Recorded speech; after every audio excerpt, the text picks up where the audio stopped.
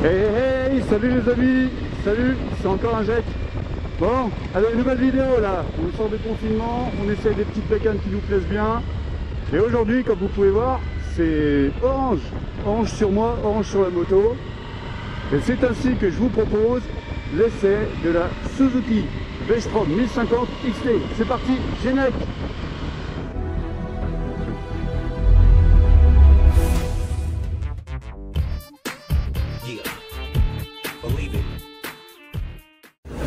Bon alors, qu'est-ce que le V-Strom les amis? Le V-Strom, historiquement, c'est une moto qui est sortie en 2002. C'est un trail routier basé sur la SV1000N à l'époque, embarquant un bicylindre de 1000 cm3. Cette moto a évolué en 2013 avec un 1037 cm3 et un nouveau design.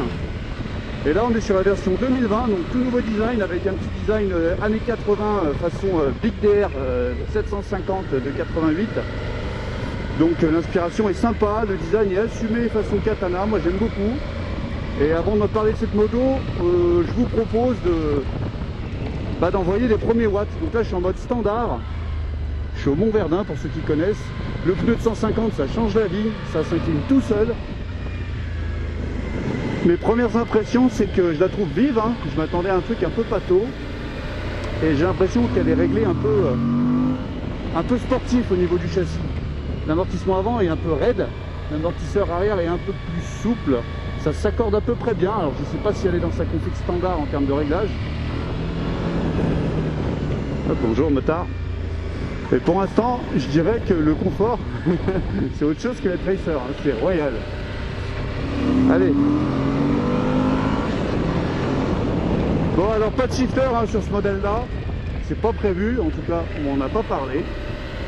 On est quand même sur une version qui est très équipée, hein, c'est la version XT. Ah putain ça se penche super bien, ça se penche d'une facilité, et ça le petit pneu derrière ça aide. Le moteur est un peu creux en bas je trouve pour un bicylindre, et il a l'air d'avoir un regain de patate en haut. On est en mode B, donc il faut savoir qu'il y a 3 modes, je vais commencer par ça.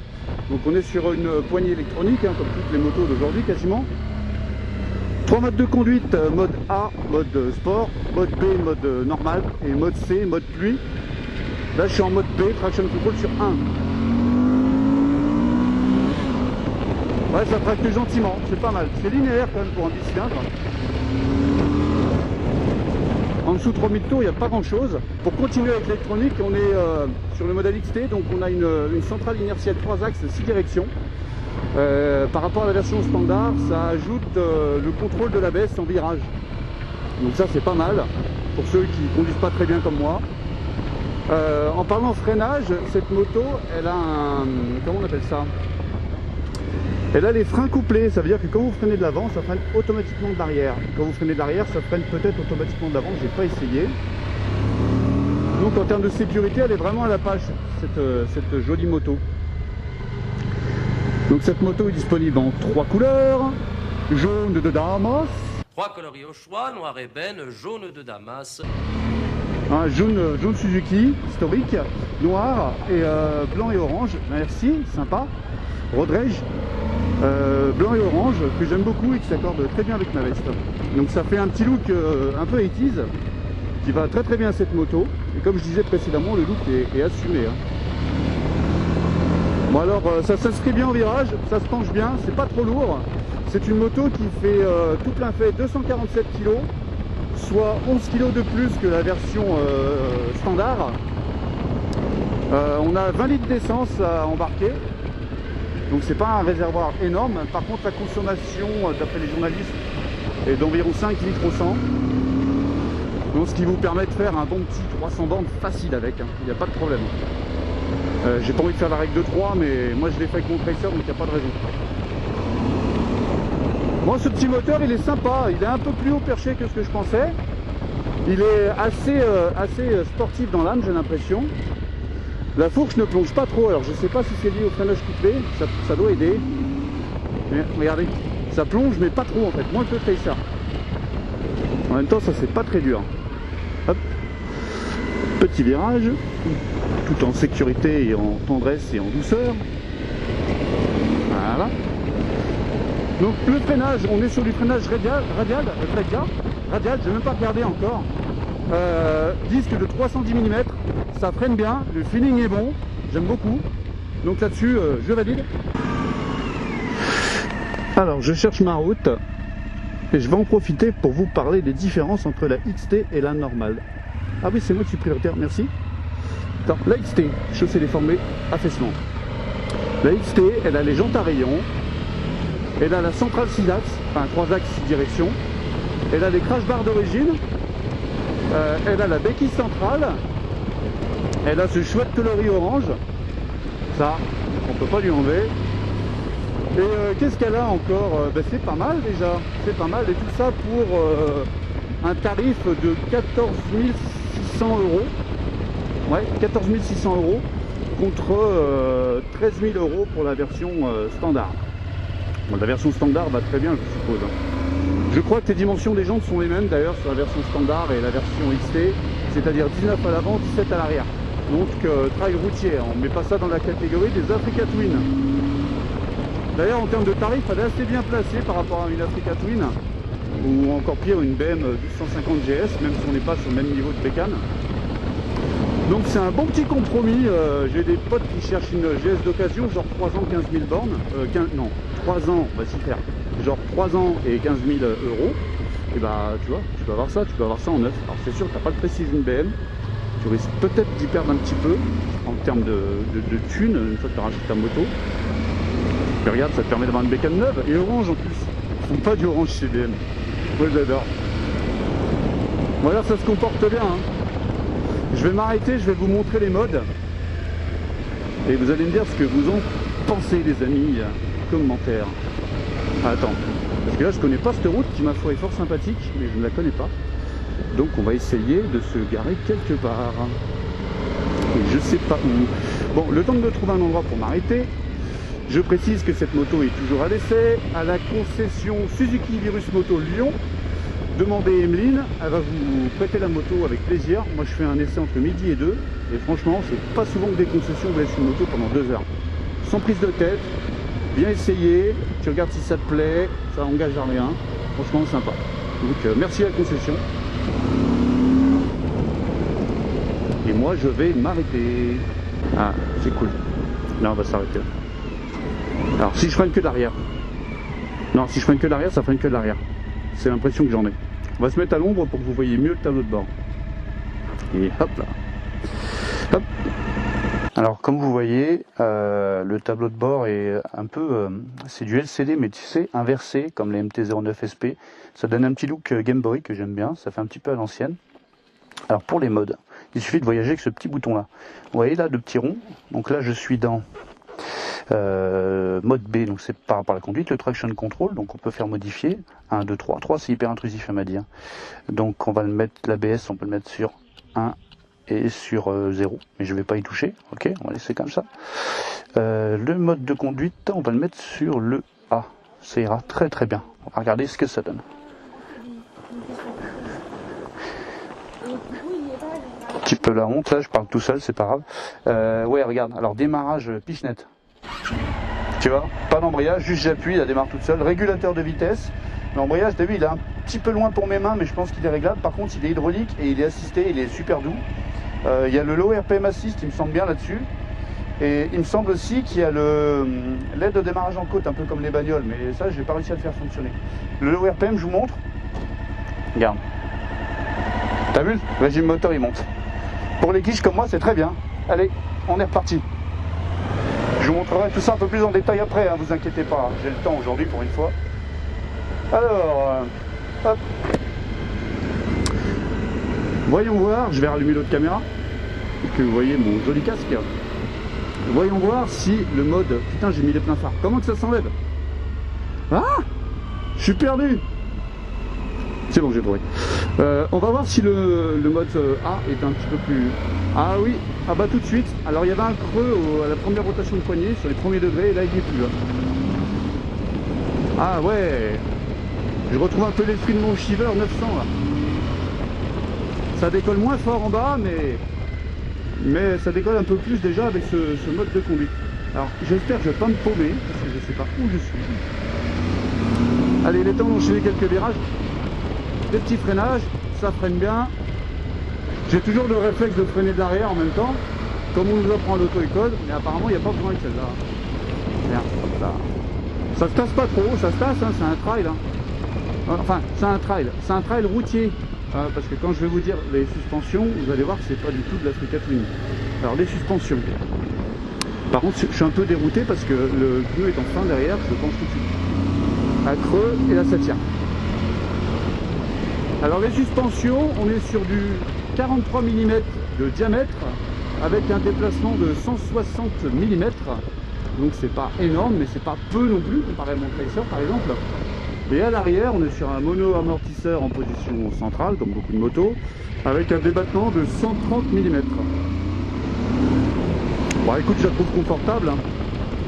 Alors ma position dessus, on va en parler. Eh ben, je suis un petit peu moins penché que sur mon Tracer. On est droit, mais légèrement, mais très légèrement en avant. On a les jambes un peu repliées. Alors je m'attendais à ce que ça soit moins replié que ça, les jambes. Hein. Ça m'a surpris un petit peu. Le réservoir n'est pas spécialement fin, mais on arrive bien à le serrer entre les jambes. La selle est moelleuse. Je fais 1m67 et je touche très bien les pieds par terre, autant que le Tracer, voire peut-être même mieux. Je sais pas pourquoi, parce que la selle est à 850 mm. Donc c'est l'architecture de la moto qui fait ça peut-être. La selle est peut-être moins large. Du coup, si vous faites 1m70, et ben ça le fait. Et si vous êtes plus grand, vous pouvez rehausser la selle et monter jusqu'à 2 cm de plus. Bon, il faut des outils, mais vous arrivez à 870 mm. Donc c'est une moto parfaitement accueillante. Et, ça freine bien, je confirme. Hein. Je confirme que ça freine très très bien. Sympa ce petit mode sport, c'est quand même vachement plus réactif. Alors pourquoi j'ai fait cette moto? Bah clairement pour faire du voyage. Hein. Moi, par rapport à la façon dont je consomme la moto, je pratique la moto, on va dire, c'est typiquement ce genre d'engin qu'il me faut parce que tu peux te balader sans avoir trop mal au cul, ça j'en suis sûr, avec un moteur économe, coupleux, une machine fiable, une machine sécurisante. Une machine qui offre une bonne protection au vent aussi, hein, il est temps d'en parler parce que là la bulle c'est une vraie bulle. C'est pas une bulle de chez Yamaha qui sert à t'envoyer le casque en l'air. On est sur une vraie bulle. La seule différence c'est que, et étrangement, la bulle elle est réglable mais par l'extérieur. Donc il faut s'arrêter, sortir de la moto, régler la bulle et repartir. Et je vais vous montrer le mécanisme là, tout de suite là. Et vous verrez que c'est assez agricole on va dire. Bon la finition est top hein, mais ça fait un gros loquet là, on croirait des trucs de ski là, c'est un peu bizarre. Ou tu sais, truc pour ouvrir ta petite bière là, de temps en temps là. Bonne surprise, hein. Moi j'ai pas eu l'occasion d'essayer l'ancien Vestrom. Je sais que celui-ci est encensé et qu'il a une bonne critique. Parce que c'est une belle évolution. Alors il s'appelle Vestrom 1050, mais le moteur c'est un 1037, hein. Le moteur, la cylindrée n'a pas changé par rapport à l'ancien. Il a gagné 7 chevaux, comme je disais tout à l'heure, je crois, 107 chevaux à 8500 tours minute, pour un couple de 100 Nm à 6000 tours minute. Donc 7 chevaux de gagné, norme Euro 5 oblige, le couple apparemment, et il arrive plus tard, la puissance arrive 500 tours plus haut aussi. Ça on n'y peut rien, hein, c'est l'avenir, hein. C'est des moteurs qui vont être un peu aseptisés maintenant, hein, pour moins polluer, pour protéger les osios et puis les techniques érailles. Là on n'a pas le choix, c'est comme ça. De toute façon moi l'avenir de la moto je le vois dans des 600 cm3 turbo, des petits 500 turbo, des choses comme ça, on va y venir, c'est obligé. Ah putain si, démarrage en côte, regarde, je lâche le frein, hop. Ah tiens. Ah par contre si je passe pas de vitesse ça le fait pas, ah si. J'ai juste du mal avec l'embrayage. Bon le bruit du pot, pas gêne, mais j'ai connu pire. C'est assez discret. Par contre, on a un bon petit bruit de boîte à air quand on ouvre en grand. Là, je connaissais pas la route, alors j'ai pas fait le cacou. Mais je vais essayer d'ouvrir un petit peu tout à l'heure. Et vous verrez que c'est sympathique. Bah, regarde. Je vais ouvrir dans pas très longtemps. Là, on sort de la ville. On va pouvoir faire chanter un petit peu le bicylindre. T'as vu? Ça grogne. C'est sympa. Ça se conduit facilement en tout cas. Ah! Je sais pas si vous avez vu, le voyant s'est allumé, donc j'ai une petite perte de motricité. Et l'électronique s'est faite ultra discrète parce que je n'ai rien senti. Et ça, c'est une bonne chose. Attends, je vais encore jouer avec le démarrage en côte. Je vous refais le coup de la G6S d'il y a 2 ans. Je m'étais allé au même endroit et j'avais fait la même connerie avec le low RPM assist. On va voir ce que ça donne. Bon, le feu rouge, c'est toujours un peu long, c'est le problème. Voilà, voilà. Fait beau sinon. Allez, je lâche. Hop. Oh putain, à part, d'accord. Ouais, je sais. Ah, j'ai pas trop compris le principe encore, mais ça va venir. Elle est super facile à piloter. Alors, ce qui va vous étonner, malgré que Suzuki fasse un V-Strom 650 qui n'a pas encore été relisté, ce serait peut-être temps d'ailleurs, ils vont faire cette version compatible A2. C'est-à-dire qu'en A2, vous pourrez avoir une moto de 247 kg et 47 chevaux 5.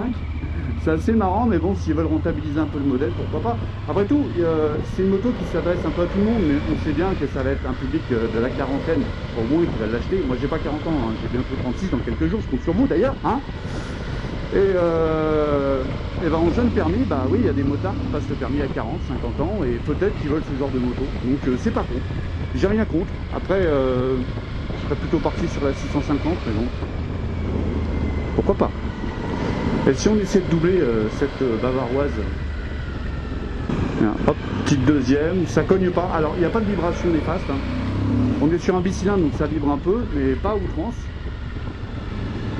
Là je suis en troisième, 45. Là, je vais ralentir un peu.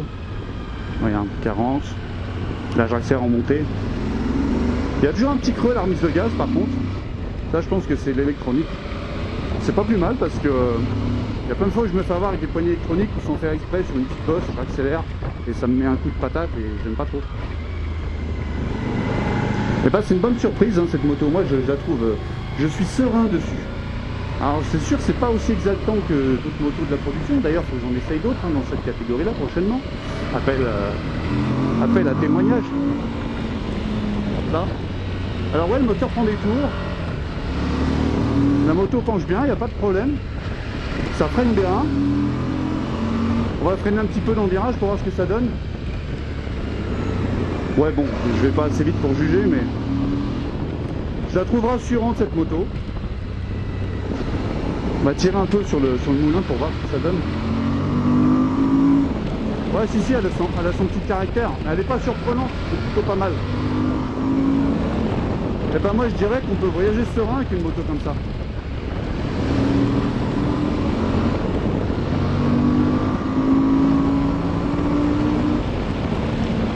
Ça a cette coffre, hein. Ça marche moins que le Tracer quand même. Non mais ça a cette coffre. Hein. Et ben moi je lui souhaite une bonne et longue vie à cette petite V-Strom ou V-Strom, je sais pas comment il faut dire. On va s'arrêter là, on va essayer de faire des petits plans là, sympathiques. Qu'est-ce que vous en dites? Allez. Et voici le V-Strom 1050 XT orange. Sympathique dans sa couleur orange, c'est très orange. Donc on peut voir que comme je vous disais on a les jantes à rayons qui donnent un petit effet assez sympathique. J'aime bien les jantes à rayons sur ce genre de moto, c'est comme sur les BM. Je les préfère avec les jantes à rayons, tu vois c'est quand même vachement plus sympathique. Je sais pas si Kawa le fait sur sa Versys. Donc on a le phare avant du Katana on dirait, ça m'y fait penser, elle est un peu crade la moto. Et regarde ce que je te disais de loquet, pour déverrouiller. Oh putain! Ah vache! Il faut avoir des bras de boucher. Tu vois? Et tu peux régler la bulle. Donc là, elle était déjà réglée au plus haut. Je vais la descendre pour voir la différence. Et on resserre. Putain, c'est agricole. Hein. Donc c'est une bonne petite machine, très sereine, qui peut te permettre de voyager sans prétention. Tu vois, son petit bec de canard, c'est pas BM qui l'a inventé, hein, c'est Suzuki hein, avec la DR750. Big DR. Après, ça avait suivi avec le 800, le plus gros monocylindre de l'époque. Elle a une déco très 80s. Franchement, moi je suis complètement fan. Alors tout le monde n'aime pas, mais moi j'aime beaucoup. J'ai juste remarqué un truc qui était pas super. Donc vous savez, bon là ils l'ont mis avec le top case. Le seul truc que j'ai pas trouvé super, c'est ça. C'est pas très joli, c'est un peu bof. Mais sinon la finition de la machine, est pas mal. Hein. Voilà. Alors, tableau de bord, on va regarder un petit peu ça en détail. Hop. Alors je pensais qu'il n'était pas très visible mais ça va en fait, sincèrement ça va. Donc jauge à essence, compteur de vitesse, compte tour. Je l'ai pas regardé, j'ai pas le réflexe de regarder le compte tour encore. Si on se base sur les modes, on voit qu'on peut changer mode A, contrôle de traction et ABS. Moi je suppose qu'il y a encore d'autres trucs, mais j'ai pas envie d'y aller, il y a des journalistes qui font ça bien, donc je vous invite à regarder ce qu'ils font. Hein. Ah oui, si, éclairage à LED, je vais quand même vous montrer. Tu vois, ça donne un petit côté ancien et moderne en même temps. Donc, bonne petite moto, hein. Moi j'aime bien. Tiens, je vais vous la faire écouter. Hop, hop, hop, hop, hop, hop, hop. Petite pichenette de démarrage. Ça chante pas mal, ça va. Le pot est pas très joli, mais ça va, franchement. Ça va, c'est pas dégueu. Allez.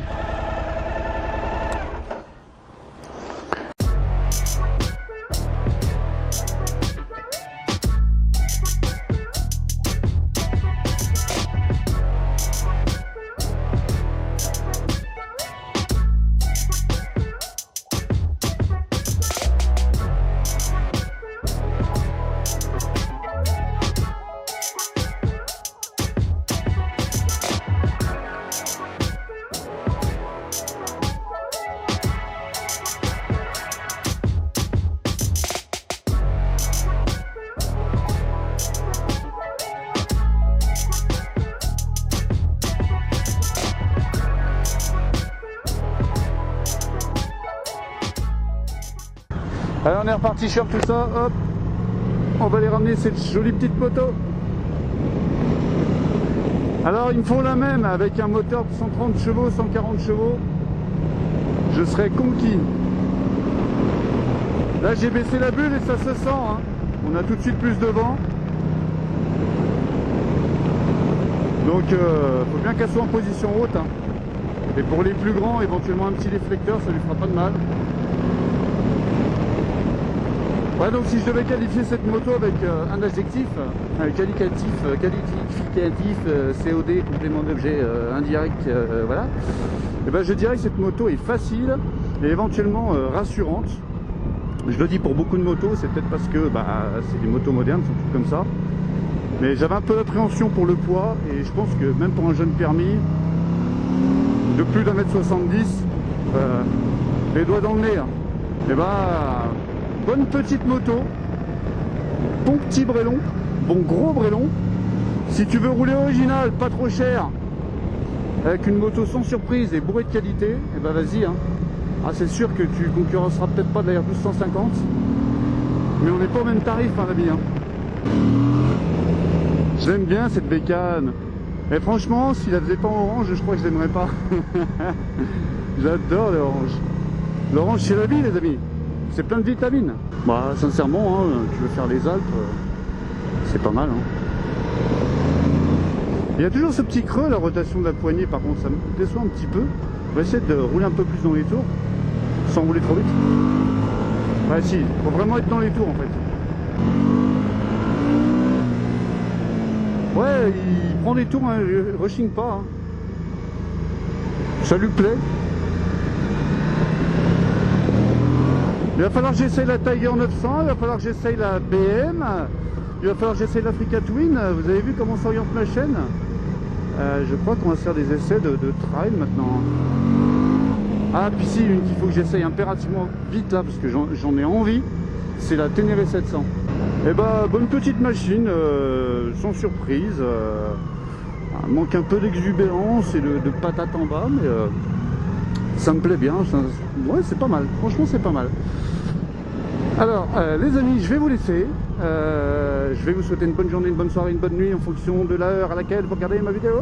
Et je sais pas quand est-ce que je vais la poster, le plus vite possible. Profitez du beau temps avant qu'il nous confine. Si vous avez aimé cette vidéo, je vous invite à la partager s'il vous plaît, à la liker, à la commenter, parce que moi j'aime bien quand ma petite communauté de 3000 personnes commente les vidéos. Et je me ferai un plaisir de vous répondre. Et en attendant, comme je le disais, je vous souhaite bonne continuation. Amis motards, faites attention sur la route, faites attention à la reprise. On n'est pas tous doués, moi le premier. Alors n'oubliez pas que la carrosserie sur une moto, c'est vous. Allez, salut les amis, bisous.